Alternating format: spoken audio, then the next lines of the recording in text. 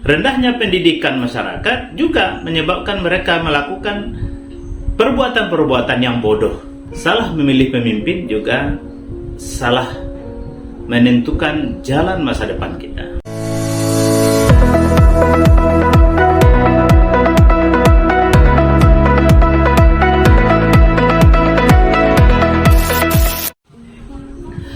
Assalamualaikum warahmatullahi wabarakatuh. Bapak Ibu, kita kembali berbincang-bincang tentang pemimpin masa depan. Sekarang pilkada serentak, dan kita akan memilih calon-calon pemimpin bagi kabupaten kota dan provinsi di seluruh Indonesia. Sebagai warga negara Indonesia yang baik, tentu kita mesti berperan aktif untuk ikut memilih pemimpin, karena kita akan menitipkan masa depan kita dan masa depan anak cucu kita kepada pemimpin yang kita pilih. Maka kita harus memiliki bahan dan kemudian pertimbangan-pertimbangan dalam hal memilih calon pemimpin ke depan. Salah memilih pemimpin juga salah menentukan jalan masa depan kita.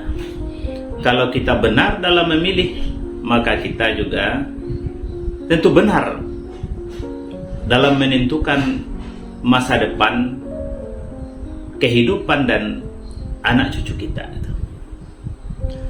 Oleh sebab itu, kita memang harus paham, sebagaimana diajarkan oleh agama Islam, kita wajib memilih pemimpin yang terbaik di antara kita. Kita mesti memilih pemimpin yang bisa menjadi solusi-solusi bagi kehidupan kita. Sekarang, pemimpin di masyarakat, baik di tingkat kabupaten kota, di provinsi, bahkan untuk tingkat negara kesatuan Republik Indonesia,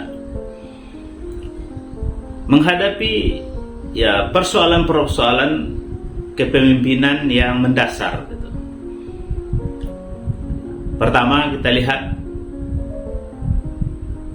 masyarakat Indonesia, masyarakat Sumatera Barat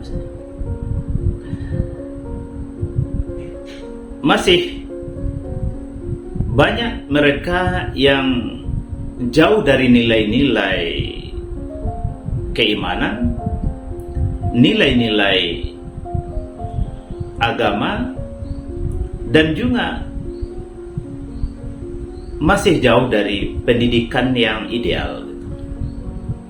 Sementara seorang pemimpin berkewajiban mewujudkan masyarakat yang beriman dan masyarakat yang berpendidikan, sehingga masyarakat yang terangkat keimanan dan pendidikannya ini, mereka akan memiliki status derajat yang mulia di sisi manusia dan mulia juga di sisi Allah Subhanahu wa taala.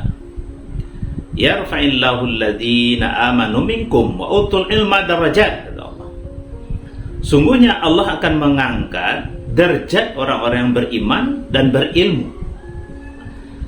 Maka tugas dari seorang pemimpin bagaimana mewujudkan masyarakat yang beriman dan berpendidikan, sehingga masyarakatnya memang masyarakat yang dibanggakan.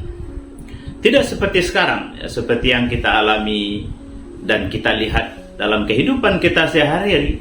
Kelemahan keimanan masyarakat ini membawa dampak yang negatif itu.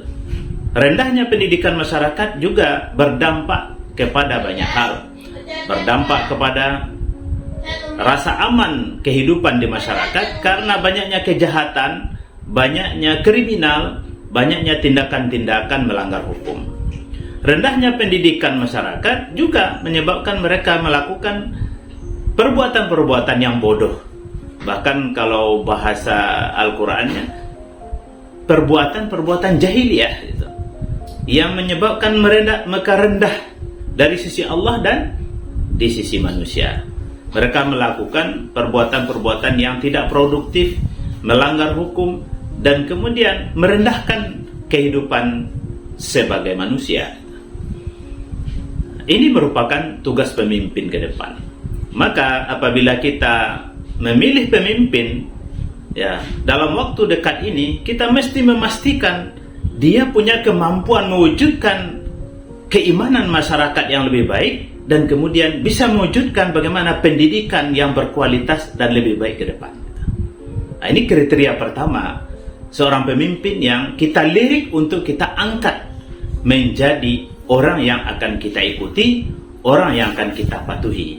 Mereka mampu mewujudkan nilai-nilai keimanan di tengah-tengah masyarakat dan mampu mewujudkan pendidikan berkualitas yang mengangkat derajat masyarakat.